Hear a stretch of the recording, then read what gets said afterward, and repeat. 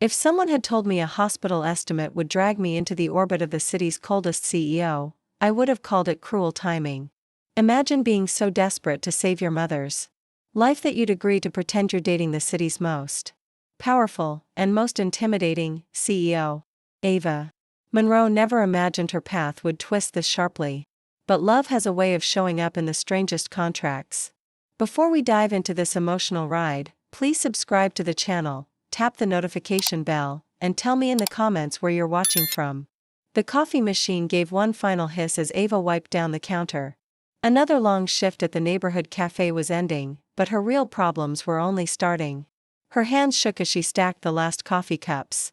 The cafe stood quiet now, just Ava and the weight of a hospital bill that felt like it was burning straight through her pocket. $300,000, she whispered to herself. Where am I supposed to get $300,000? Her phone buzzed. Another text from the hospital. Payment overdue. Please contact billing immediately. She slumped against the counter. Mom's surgery couldn't wait much longer. The doctors had been clear about that. The bell above the door chimed. Ava looked up startled. They were closed. I'm sorry. Where the words died in her throat. Camille Sterling stood in the doorway like she owned the place, which, knowing her reputation, she probably could buy without blinking. The CEO's sharp gray suit was immaculate. Her dark hair pulled back in a perfect bun. Everything about her screamed power and money. Miss Monroe. Camille's voice was crisp, businesslike. Ava's heart hammered. Yes. How do you know my name? Camille stepped inside, her heels clicking against the worn linoleum. I need to speak with you. It's about what I overheard earlier. Ava's stomach dropped. Earlier, she'd been on the phone with the hospital, practically begging for more time. She thought she was alone in the storage room. But you heard that? Ava's cheeks burned with embarrassment. Every word. Camille's expression was unreadable. Your mother needs surgery. $300,000. Ava wanted to disappear. The most powerful woman in the city had heard her at her most desperate moment. I'm sorry you had to hear that, Ava mumbled, looking at her feet.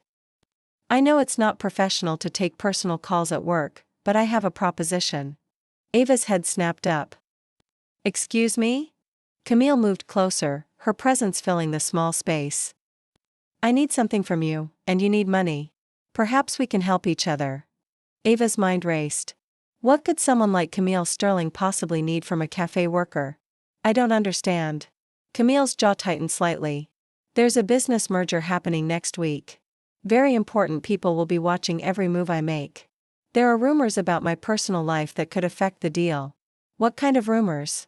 The kind that suggest I'm too cold, too isolated to be trusted with a partnership. Camille's voice was steady, but Ava caught something underneath. Vulnerability, maybe? Ava still didn't get it. I'm sorry, but what does this have to do with me? Camille took a deep breath. I need a girlfriend for 1 week. Someone to attend events with me. Smile for the cameras. Make me look human. Ava's mouth fell open. You want me to pretend to be your girlfriend? Yes, but I'm nobody. I work in a cafe. I don't know anything about your world. Exactly.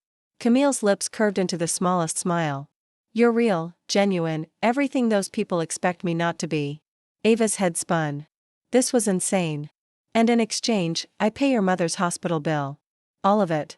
The words hit Ava like a physical blow. $300,000. Just like that. You're serious? I don't joke about business, Miss Monroe. Ava's hands shook. It was too good to be true. There had to be a catch. What exactly would I have to do? Attend 3 events with me. Hold my hand. Smile. Act like you care about me. Camille's voice was matter-of-fact, like she was discussing the weather. Act like I care about you. Ava repeated slowly. It's just acting. 1 week of your life for your mother's surgery. Ava thought about Mom lying in that hospital bed getting weaker every day. The doctor said time was running out.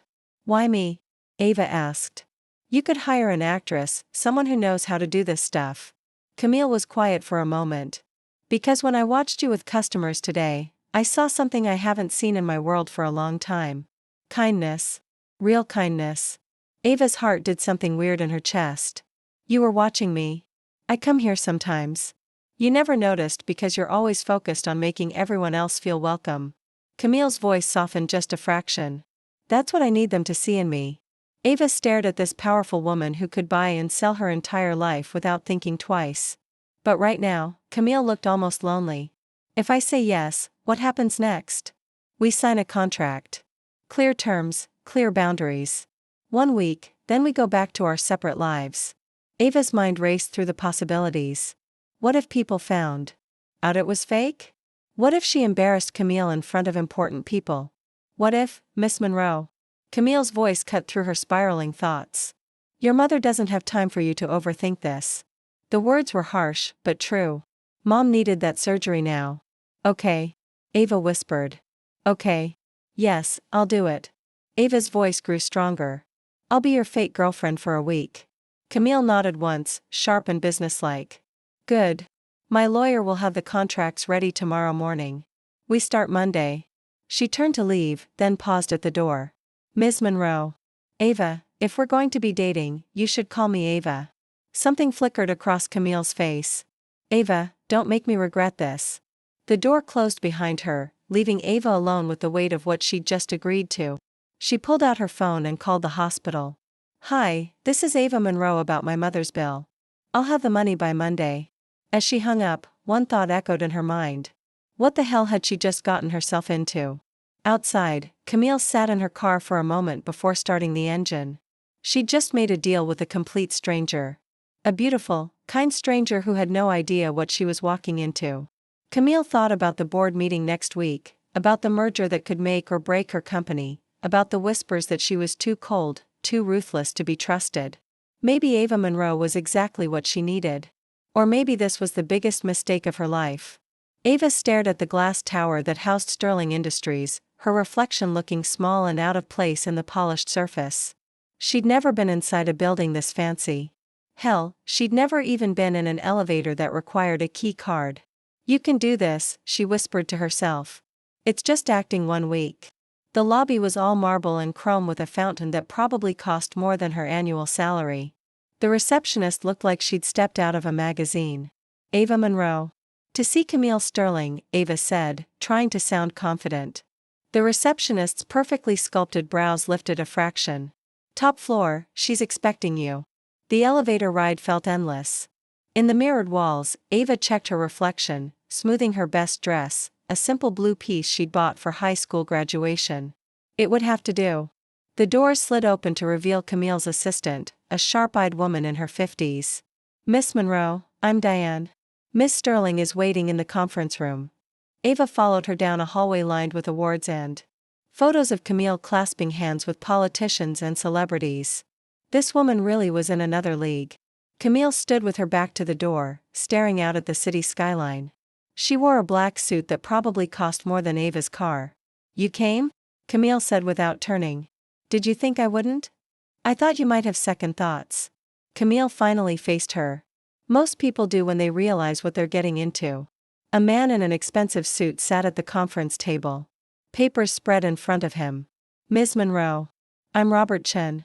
Ms. Sterling's attorney. Shall we begin? Ava sat down, feeling like she was signing her life away. The contract was thick, full of legal language that made her head spin. In simple terms, Robert explained, you'll accompany Ms. Sterling to 3 events over the next week. A business dinner tonight, a charity gala Wednesday, and the merger announcement Friday. You'll present as a couple in a committed relationship. What does that mean exactly? Ava asked. Camille leaned forward, hand-holding, standing close, smiling when people take pictures. Nothing more intimate than what you'd see in a PG movie. Ava nodded, relieved. And the payment? Transferred to the hospital immediately upon signing, Robert said. Plus a clothing allowance for appropriate attire. Ava's eyes widened. Clothing allowance? You can't wear that to dinner with the Japanese investors, Camille said bluntly. Ava looked down at her dress, her cheeks burning. What's wrong with what I'm wearing? Camille's expression softened slightly. Nothing. It's lovely, but tonight we need you to look like someone who could afford to date me. The word stung, but Ava understood. This was business. How much of an allowance? 10,000 should cover it, Camille said casually. Ava nearly choked. $10,000 for clothes. Welcome to my world, Camille said dryly. Ava signed the contract with shaking hands. The moment her pen left the paper, her phone buzzed with a notification from her banking app. The hospital payment had gone through. "It's done," she whispered, staring at the screen. "Diane will take you shopping," Camille said, already moving toward the door. "The car will pick you up at 7. "Wait," Ava called out. "Don't we need to, I don't know, practice? Figure out our story?" Camille paused.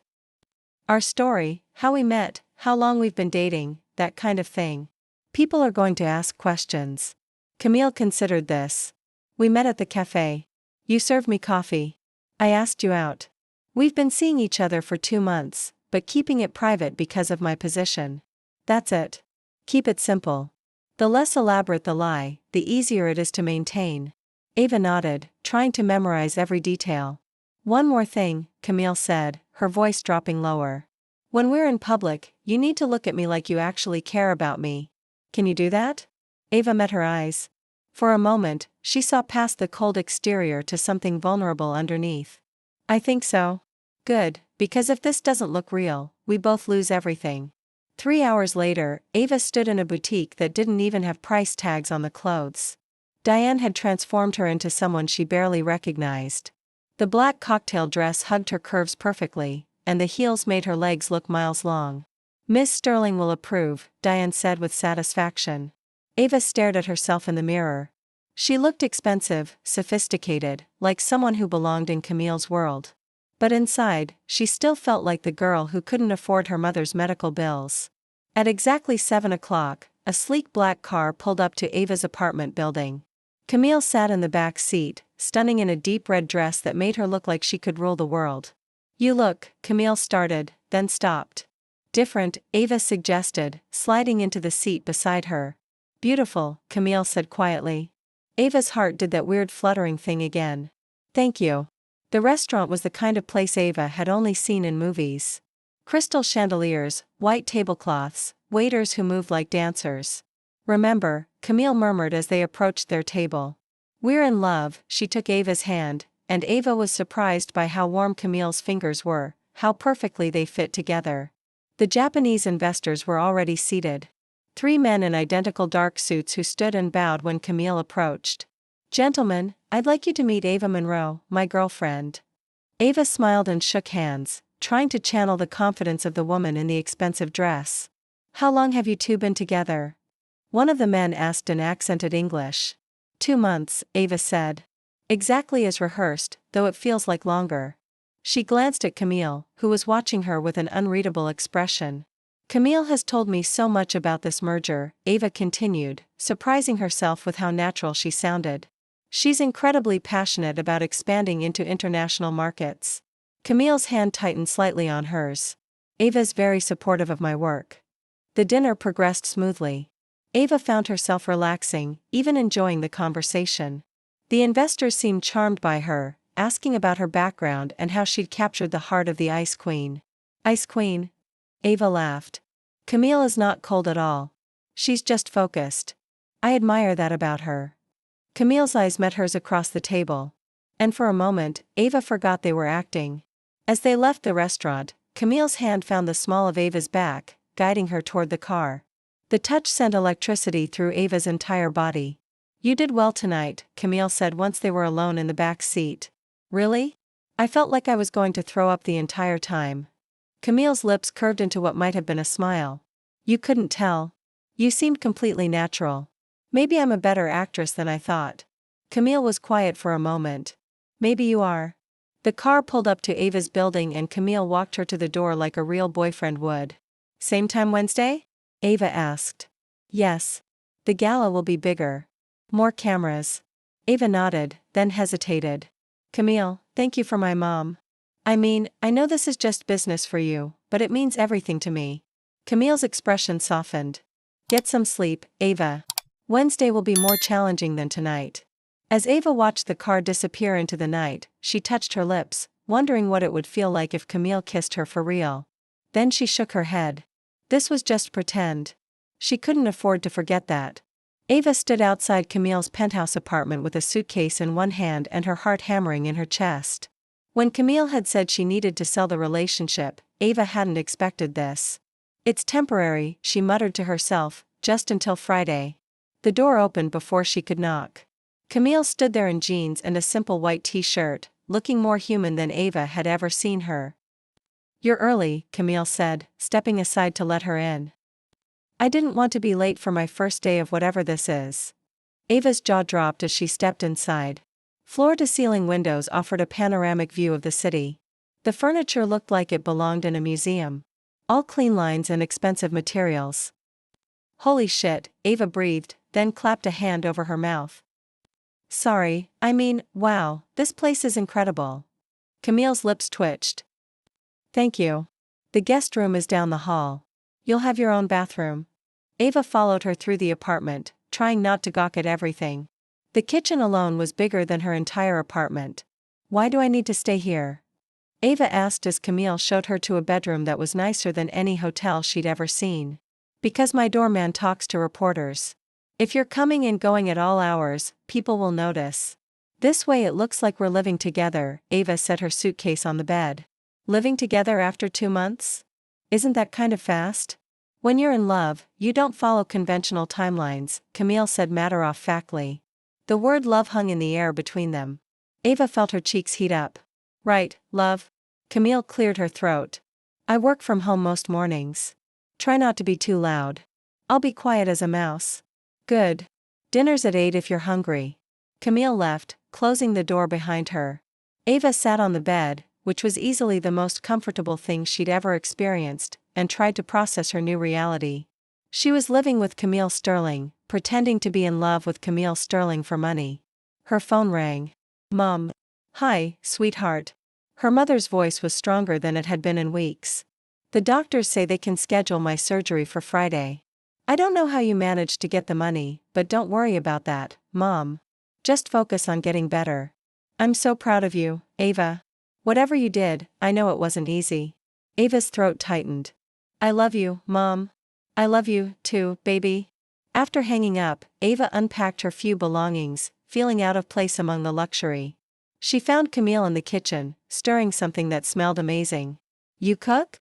Ava asked, surprised. "Sometimes it helps me think." Camille glanced at her. "I made enough for 2 if you want some." They ate in comfortable silence, the city lights twinkling below them. Ava kept stealing glances at Camille, trying to reconcile this domestic version with the ice-cold CEO she'd met yesterday. "Can I ask you something?" Ava said finally. Camille tensed slightly. "What? Why don't you have a real girlfriend?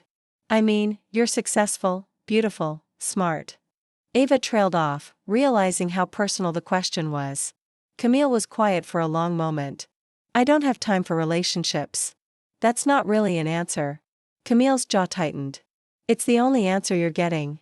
Ava held up her hands. "Sorry, I didn't mean to pry." They finished dinner in awkward silence.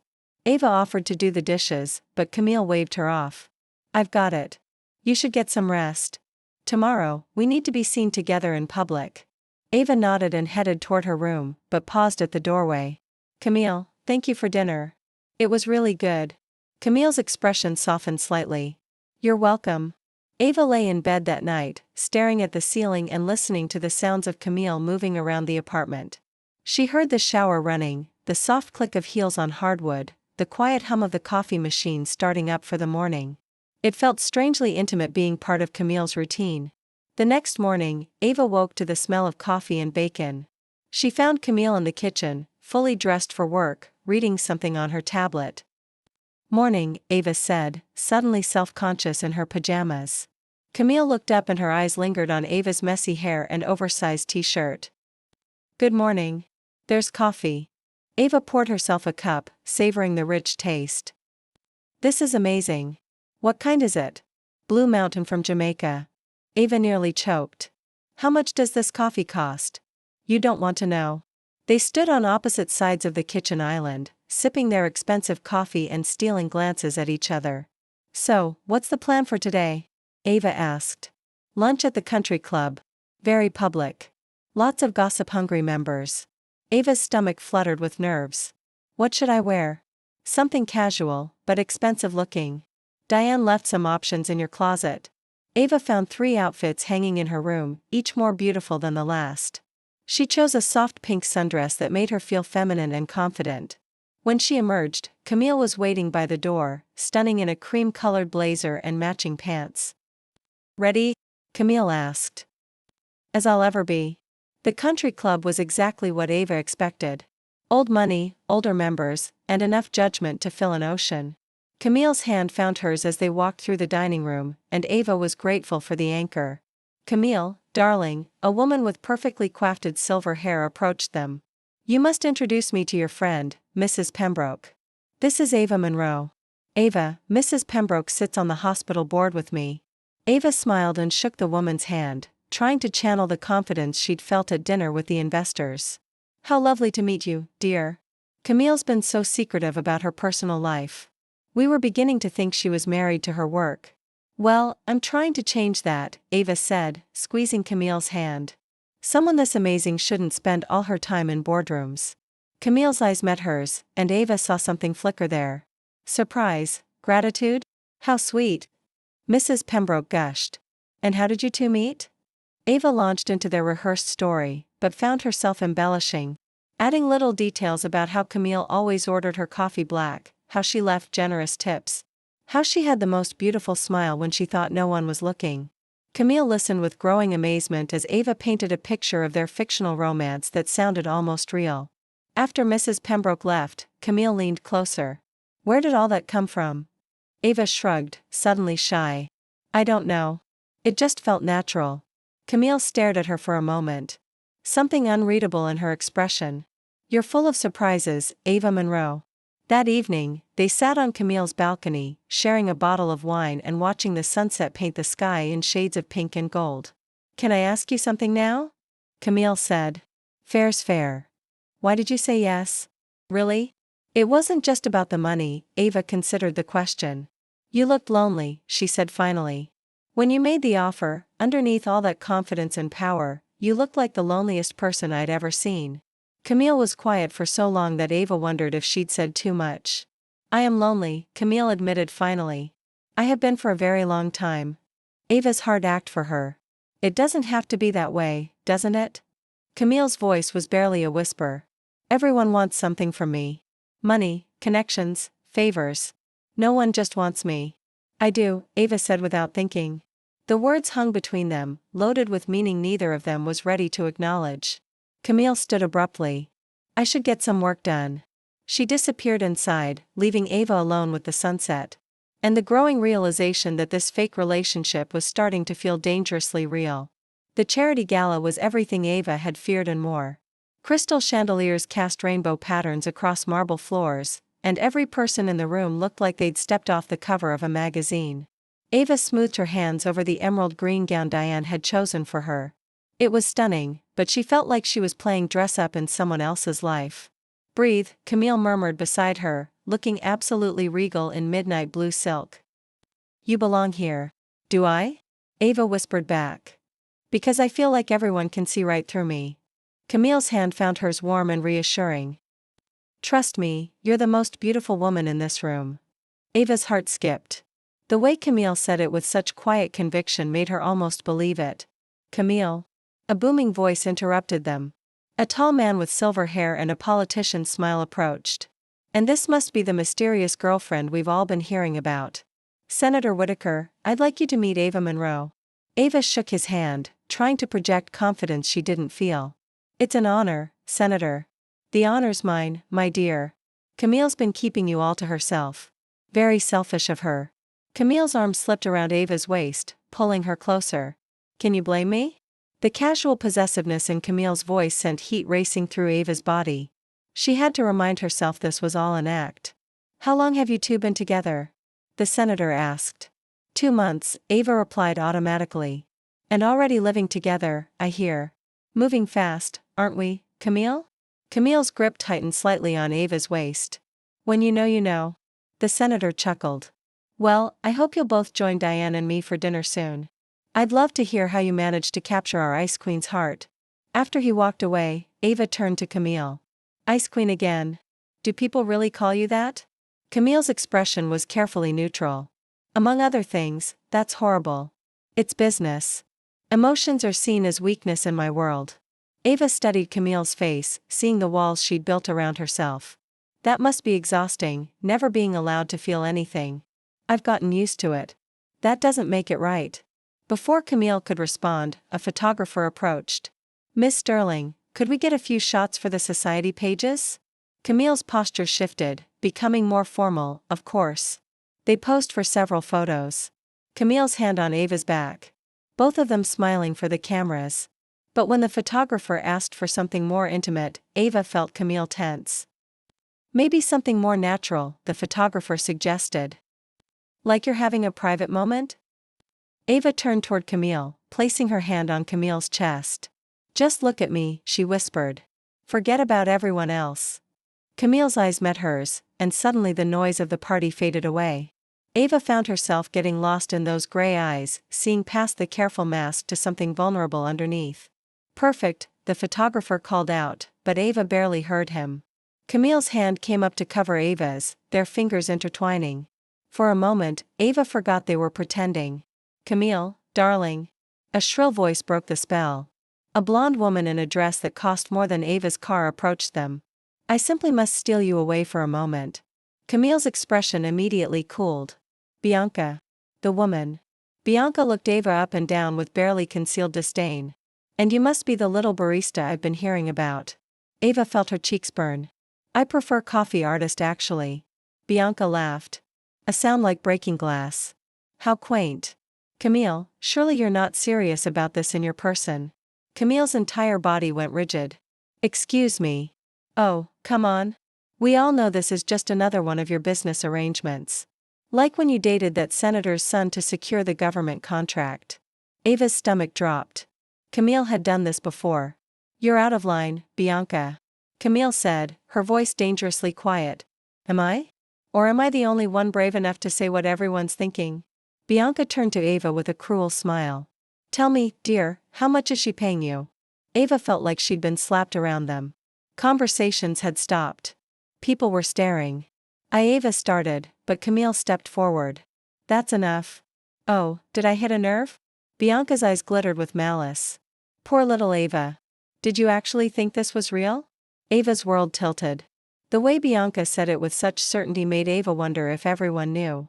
If this whole thing was just a joke to them. Ava, Camille said softly, reaching out. But Ava stepped back, humiliation tightening her chest. I need air. She pushed through the crowd, ignoring Camille calling her name. The balcony was blissfully empty. Ava clutched the railing and tried to breathe. She swallowed hard, forcing her breath to steady. Had she been that transparent? Did everyone already know she was a paid actress in Camille's life? It felt like the room had seen through her. Ava. She turned to find Camille behind her, stricken. Don't listen to her. Bianca's bitter because you dated someone else for business? Ava cut in. Is that what this is? Just another transaction? Camille's color drained. It isn't like that. Isn't it? Ava's voice broke. You paid me to pretend to love you. How is that any different? Because, Camille searched for words. Because this feels different. Different how? Camille stepped closer, eyes intent. Because when I look at you, I forget it's supposed to be pretend. Ava's breath snagged. Camille, because when you smile, my heart does things it's never done. They stood so near now that Ava could see the flecks of silver in Camille's gray eyes. Because when you touch me, Camille whispered, even just holding my hand, I feel like I'm waking up for the first time. Ava's pulse raced. You're only saying that because what? Because I'm paying you. Camille lifted a hand to cup Ava's cheek. Ava, I stopped thinking about the money the moment you walked into my apartment. Ava leaned into the warmth, resolve crumbling. This is insane. I know. We barely know each other. I know. And in 3 days, this ends. Camille's thumb traced along Ava's cheekbone. Does it have to? Ava's eyes fluttered shut. Camille, tell me you feel it too, Camille breathed. Tell me I'm not imagining this. Ava opened her eyes and saw her own confusion and longing mirrored in Camille's face. I feel it, she confessed. God help me, I feel it too. Camille's gaze dropped to Ava's mouth. Ava. Yes. I want to kiss you. Not for cameras, not for show. Just because I can't stop wondering how it would feel. Ava's heart pounded against her ribs. Then why don't you? Camille leaned in, breath warm against her skin. Because once I do, I won't be able to pretend this is only business anymore. Maybe I don't want you to pretend. Camille's control finally snapped. Her lips found Ava's in a kiss that was nothing like the careful, calculated touches they'd shared for show. This was desperate, hungry, real. Ava melted into her hands fisting in Camille's dress, pulling her closer. Camille tasted like champagne and possibility, and Ava never wanted it to end. When they finally broke apart, both were breathing hard. Shit, Camille whispered. Yeah, Ava agreed, her lips still tingling. This complicates things. Just a little. Camille rested her forehead against Ava's. What do we do now? Before Ava could answer, the sound of applause drifted from inside. The auction was starting. We should go back, Ava said reluctantly. Camille nodded but didn't move away. Ava, what happened out here? I know it was real. Camille's smile was soft and genuine. Nothing like the polished mask she wore for the world. Come on, Ava said, taking Camille's hand.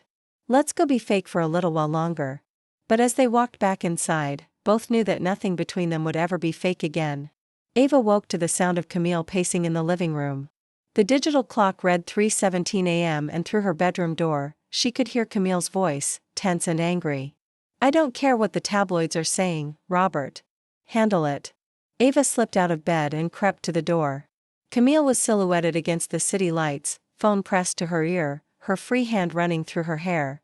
No, absolutely not. Ava is off limits. If anyone so much as approaches her. Camille's voice was deadly quiet. Then make it clear that harassing her will result in legal action. Ava's stomach clenched. Tabloids. What had happened? Camille ended the call and sank onto the couch, her head in her hands. Ava hesitated, then stepped into the living room. Camille, what's wrong? Camille's head snapped up. Ava, I'm sorry. Did I wake you? What's going on? You mentioned tabloids. Camille's face went carefully blank. Nothing you need to worry about. Ava sat beside her on the couch. After what happened at the gala after that kiss, don't you dare shut me out now. Camille was quiet for a long moment. Someone took photos of us on the balcony. They're intimate.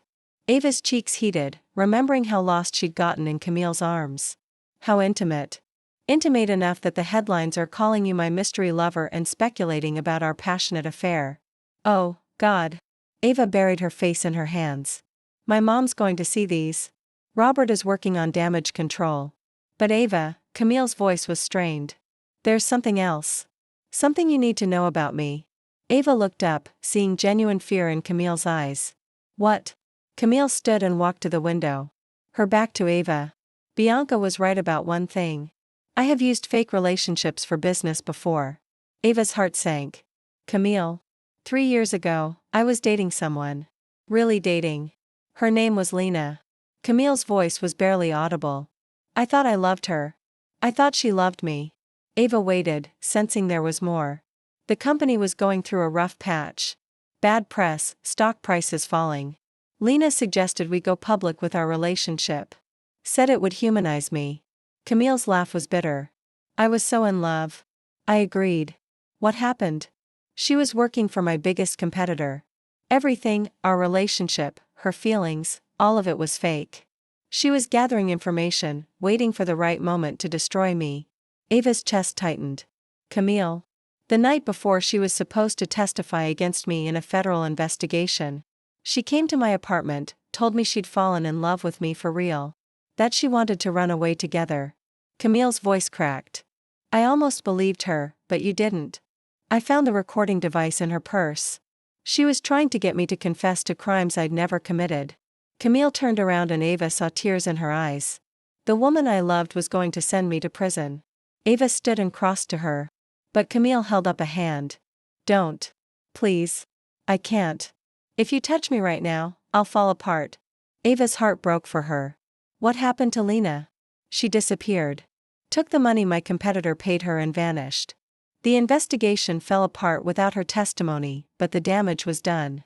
Everyone knew I'd been played for a fool. That's why they call you the Ice Queen. Camille nodded. I swore I'd never let anyone get that close again. Never let emotions cloud my judgment, but you did with me. Camille's eyes met hers. Yes, and it terrifies me. Ava stepped closer, ignoring Camille's earlier warning. I'm not Lena.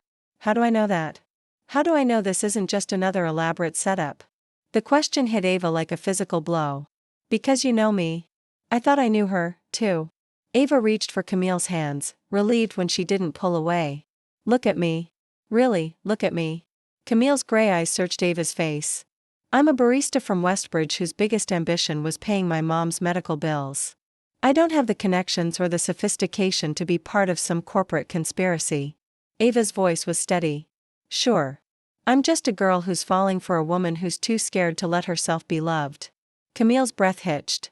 Ava, I know you're scared after what Lena did. I understand why, but I'm not her. I'm not going anywhere. And I'm not going to hurt you. You can't promise that.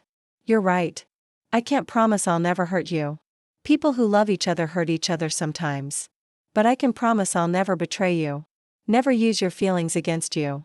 Camille's walls were crumbling. Ava could see it. How can you be so sure? Because I know what it feels like to be abandoned. My dad left when I was 12, just packed up one day and disappeared. I know what that kind of betrayal does to a person. Camille's eyes widened. Ava, I'm sorry. I didn't know. The point is, I would never do that to someone else, especially not to you. Camille was crying now, silent tears streaming down her face. I don't know how to do this, how to trust someone again. Ava pulled her into her arms and Camille collapsed against her, all her careful control finally breaking. You don't have to know how, Ava whispered, stroking Camille's hair. We'll figure it out together. They stood there in the dark, holding each other as the city slept around them. Ava felt Camille's walls coming down piece by piece. The merger announcement is tomorrow, Camille said finally. I know. After that, our contract is over, Ava's heart clenched. I know. Camille pulled back to look at her. What if I don't want it to be over? Then it doesn't have to be. But the money, the arrangement. Forget the money. Ava cupped Camille's face in her hands. I don't want to be paid to love you. I want to love you because I choose to. Camille's smile was watery but genuine. You love me. Ava's heart hammered but she didn't hesitate. Yes, I love you, Camille Sterling. Not your money, not your power. You. Camille kissed her then, soft and sweet and full of promise. When they broke apart, Camille rested her forehead against Ava's. I love you, too, she whispered. God help me. I love you, too. Ava laughed, giddy with relief and joy. So what now? Now we go to the merger announcement tomorrow. But not as fake girlfriends. As what then? Camille's smile was radiant as two women who were crazy enough to fall in love in the middle of a business arrangement. Ava grinned. I can live with that. They spent the rest of the night on the couch talking about everything and nothing. Camille told Ava about her childhood, about the pressure to be perfect, about the loneliness that had driven her to build walls around her heart. Ava shared her own stories, about her father's abandonment, about working 3 jobs to put herself through college, about the fear that she'd never be enough for someone like Camille. As the sun rose over the city, painting the sky in shades of pink and gold, Ava realized that somewhere between the fake smiles and practice touches, she'd found something real, something worth fighting for. Ready for today? Camille asked as they watched the sunrise. Ava squeezed her hand. Ready for anything as long as you're with me. Camille brought their joined hands to her lips, pressing a soft kiss to Ava's knuckles. Together, then. Together. The merger announcement was supposed to be Camille's moment of triumph. The ballroom at the Four Seasons was packed with investors, reporters, and business leaders from around the world. Ava stood beside Camille on the small stage, trying to look calm while her heart hammered against her ribs. Ladies and gentlemen, Camille began. Her voice carrying easily through the room. Today marks a new chapter for Sterling Industries. Ava watched Camille command the room with effortless authority. This was her element. Power, control, success. Ava felt a surge of pride, followed immediately by a stab of insecurity. Did she really belong in this world? The partnership with Yamamoto Corporation will expand our reach into Asian markets and create thousands of new jobs, Camille continued. Applause filled the room.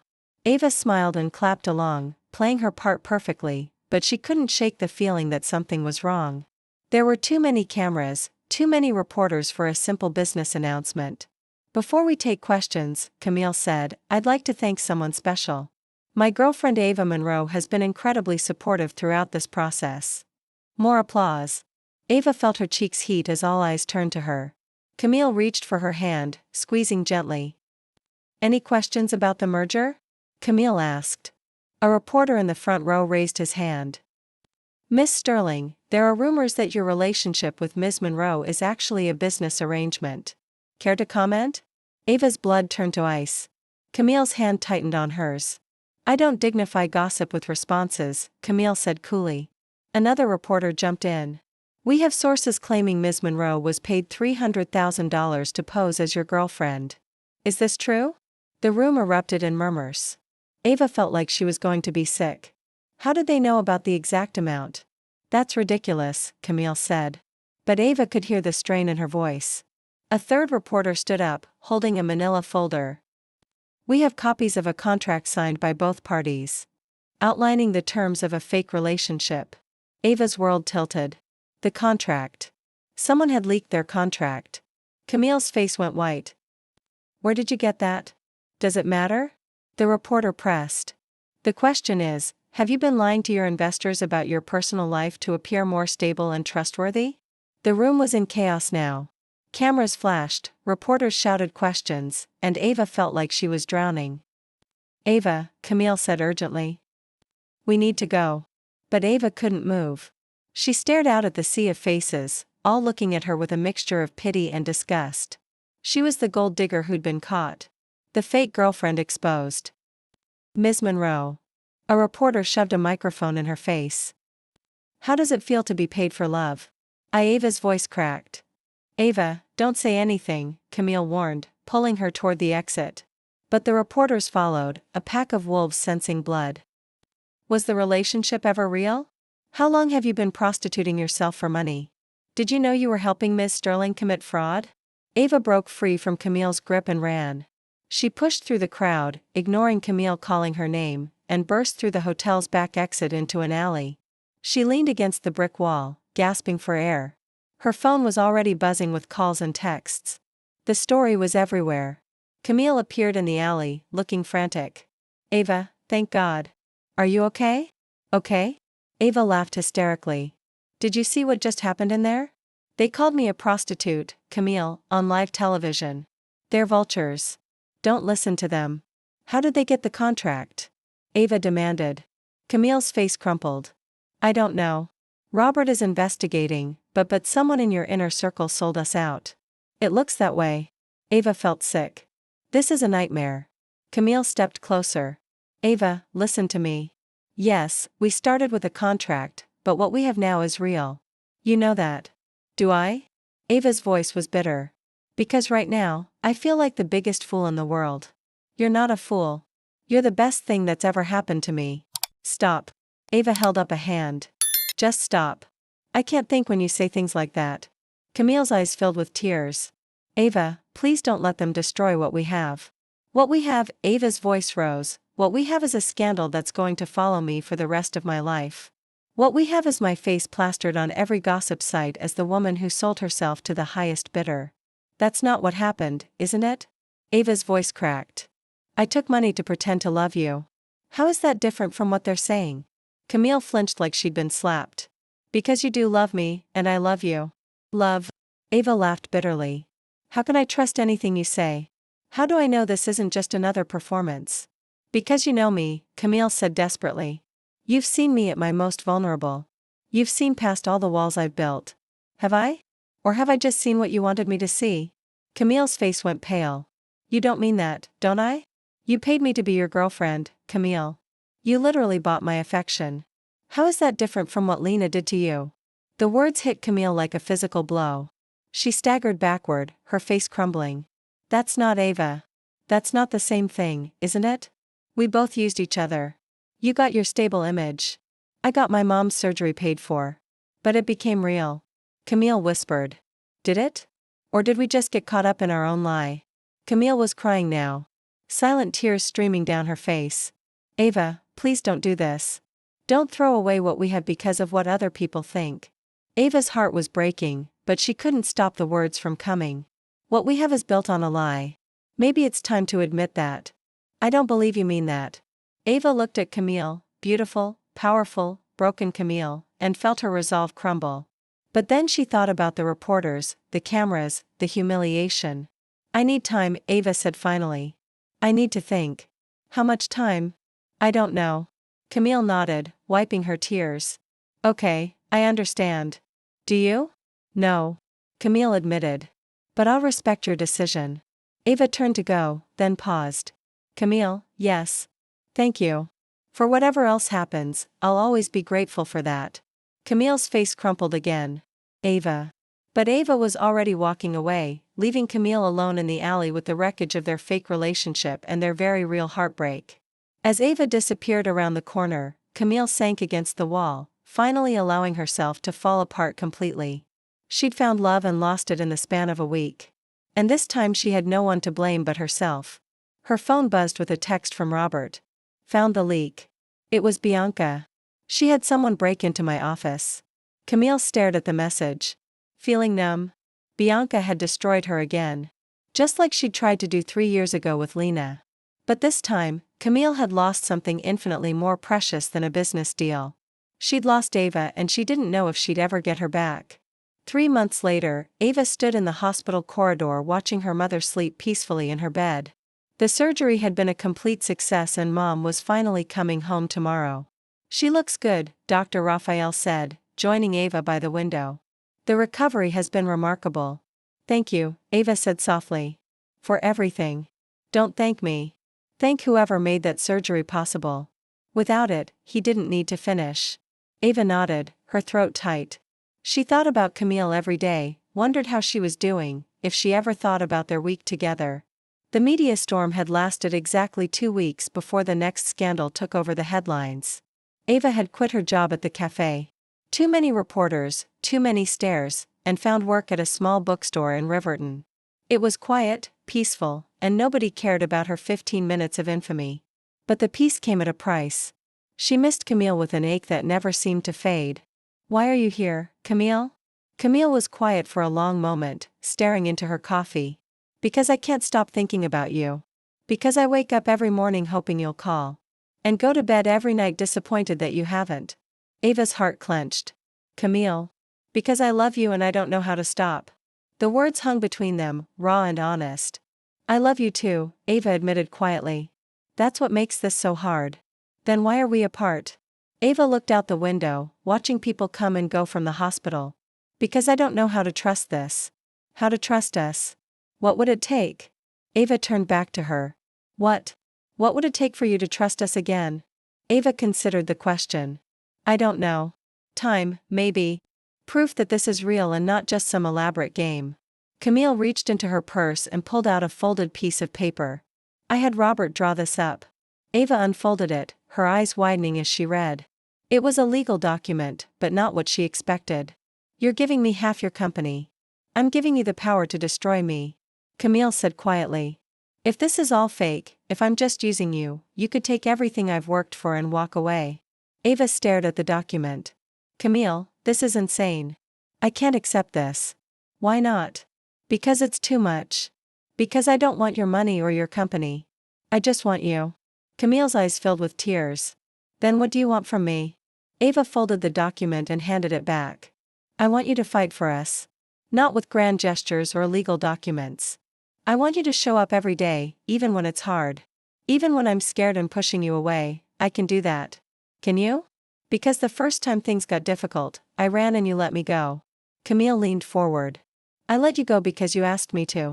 Because I thought that's what you needed. What I needed was for you to fight for us. To show me that what we had was worth fighting for. Camille was quiet for a moment. You're right. I should have fought harder. I should have come after you that day. Why didn't you? Because I was scared. Because everyone I've ever loved has left me. And I thought it was easier to let you go than to risk you leaving later. Ava's heart ached for her. I'm not everyone else, Camille. I know that now. It just took me 3 months of misery to figure it out. Ava almost smiled. 3 months of misery? The worst 3 months of my life. I've been impossible to work with. Diane threatened to quit twice. I haven't slept properly since you left. Good, Ava said, surprising herself. Camille's eyebrows rose. Good. I mean, not good that you've been miserable. But good that it mattered. Good that losing me hurt. It nearly killed me, Camille said simply. They sat in silence for a moment, the weight of everything unsaid hanging between them. So, where does this leave us? Ava asked finally. I don't know. Where do you want it to leave us? Ava thought about the past 3 months, about the loneliness and the regret. About her mother's words and the way her heart had leaped when she saw Camille in the doorway. I want to try again, she said quietly. But not like before. No contracts, no arrangements. Just us figuring it out as we go. Camille's smile was radiant. Just us. It won't be easy. I'm still scared and you're still guarded. We're both going to mess this up sometimes. Probably. Camille agreed. But maybe that's okay. Maybe perfect relationships only exist in movies. Ava laughed, feeling lighter than she had in months. Maybe they do. Camille reached across the table, her fingers brushing Ava's. So, we're really doing this? Ava turned her hand over, intertwining their fingers. We're really doing this. No contracts. No contracts. No payment plans? Ava grinned. The only payment I want is your heart. Camille brought their joined hands to her lips, pressing a soft kiss to Ava's knuckles. You've had that from the beginning. They walked back to Ava's mother's room hand in hand, and Ava felt like she was finally coming home. Well, Mom asked as they entered. Did you two figure it out? We're working on it, Ava said, unable to stop smiling. Good, because I like this one.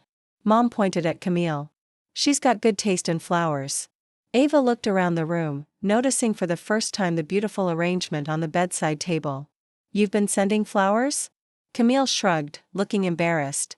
Every week, I wanted her to know someone was thinking about her. Ava's heart completely softened. You've been looking after my mom for 3 months. Someone had to, Camille said gently. You were too stubborn to let me take care of you. Ava laughed and drew her into a hug right there in the hospital room. I love you, Camille Sterling. I love you, too, Ava Monroe. They kissed, soft, sweet, full of promise. When they parted, Ava's mother was dabbing at her eyes. Now that's what I call a happy ending, she said. Ava glanced at Camille and saw her whole future in those gray eyes. No, she replied with a smile. That's what I call a happy beginning. 6 months later, Ava stood in the same hospital corridor, but this time she wasn't alone. Camille's hand was warm in hers as they watched Ava's mother step out under her own power, cancer-free. Ready to go home? Camille asked. Ava squeezed her hand, thinking of the apartment they now shared and the life they were building one day at a time. Ready, she said, and, for the first time in her life, she truly was. Word count 1,400 words verified. If this story touched your heart, please subscribe for more emotional journeys. Hit the like button and tell me in the comments which moment made you cry the most. Love always finds a way, even when it begins with the most unlikely contracts.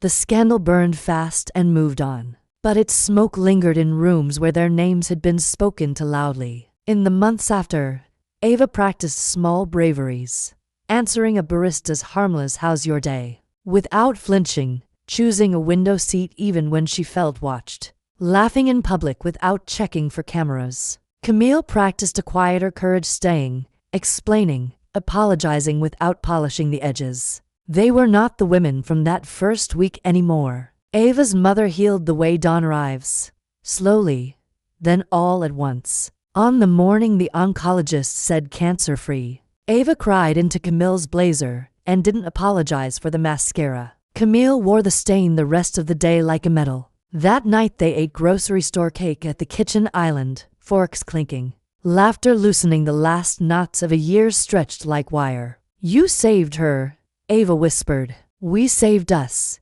Camille answered, and for once it wasn't a line meant for anyone else. They kept their promise to do this without paperwork. No contracts, no performance notes, no payouts disguised as kindness. They kept calendars, though, because love, they discovered, is less a feeling than a practice. Monday, Ava's bookstore shift until 6. Camille cooks. Tuesday, hospital reading hour. Ava reads dragons. Camille does the silly voices nobody believed she possessed. Wednesday, therapy at 9. The hour where Lena's shadow is named and then dismissed. Thursday, date night with phones face down. Friday, movie on the couch in socks that never match. Saturday, sleep in. Sunday, Call mom, then call her again when she forgets where she left her glasses. Work remade itself around the women they were becoming. Sterling Industries adopted a policy Camille had once dismissed as a mess waiting to happen. No romances leverage for deals. No optics plans that ask people to trade their lives for a press cycle. She filmed a simple video titled "We Don't Perform People," just her in an office. No music, no polish. The stock dipped for 2 days and then stabilized. Reputation, it turned out, was a slow friend. It prefers consistency to spectacle. Ava refused the crown of martyr and built a tool instead. With Camille's backing and the hospital's blessing, she launched the North Star Fund, a nimble pool for families like hers. Too proud to beg, too unlucky for timing. Dr. Raphael joined as an advisor. The application fit on 1 page. Decisions took 48 hours, not 6 months. The first grant covered a teenager's insulin. The second, a grandmother's rides to radiation. The third, a night nurse for a single dad who hadn't slept in weeks. Ava signed every letter with the same sentence: "You are not alone. Take the help. Pay forward what you can when you can." Diane became the quiet architect of their new normal. She taught Camille to leave gaps in her calendar and mean them. She taught Ava the dark art of saying no with a smile that didn't apologize. When reporters tried to resurrect the old narrative, Diane stepped between microphones and murmured, asked and answered, until the questions died of boredom. Bianca issued a public apology after the civil suit settled. Ava refused to gloat. "We're not made by what breaks us," she told Camille. "We're made by how we hold each other after." Some amends required returning to the scene of past humiliation and rewriting it. The country club invited them to a spring luncheon. Mrs. Pembroke, hair immaculate, now a conspirator. "We were wrong about the ice," she said, kissing Camille on both cheeks. Turns out it was armor. Under the tablecloth. Camille squeezed Ava's fingers. The nickname retired itself that afternoon, outlived by laughter and a story the room could respect because it had cost something. At home, their life was not cinematic so much as precise. They labeled spices. They argued about whether the dishwasher was a Tetris board or a bin. Camille learned that Ava loved soft pinks and loud playlists. That she tucked receipts in books like secret bookmarks. Ava learned that Camille's evenness had a radius, and that silence, for her, was a place to rest, not hide. Saturday mornings became sacred. 2 mugs, 1 newspaper. Crosswords filled with the committee's patience. Sometimes they kissed between clues. Sometimes they didn't. Either way, the world kept its distance and the coffee stayed warm. Trust did not return as a flood. It came as permissions. The first time Camille left her phone face down and forgot it during dinner. The first time Ava accepted a company driver without narrating the route aloud. The first gala after the scandal. When the photographer said, "Closer," Ava answered, "No," and Camille nodded. And the man took the picture anyway to women exactly as close as they chose. 6 months after that hospital corridor ready, they hosted a North Star fundraiser in the bookstore between the stacks. No chandeliers, no velvet ropes, paper stars on fishing line. A tip jar made from a clean pickle bucket. Ava read a piece about relief that was also about rage. Camille spoke last, without notes. "I thought reputations were marble," she said. "Turns out they're mornings." When the lights dimmed, Ava's mother stood and clapped first. The room followed. It felt like a benediction that didn't need a priest. They marked the 1-year anniversary of their first contract by taking a train with no Wi-Fi and terrible coffee. "To our worst decision and best correction," Ava toasted, paper cup raised. At a small inn by the coast, they walked until their souls ached and slept like people who had finally outsourced vigilance. In the morning, Camille handed Ava a tiny velvet box. "It isn't a contract," she said quickly. Inside lay a thin gold ring, plain as a promise. "A vow," Camille corrected herself, "that I will keep choosing you when it's easy, and especially when it's not." Ava slid it on and answered with a kiss that tasted like salt and plans.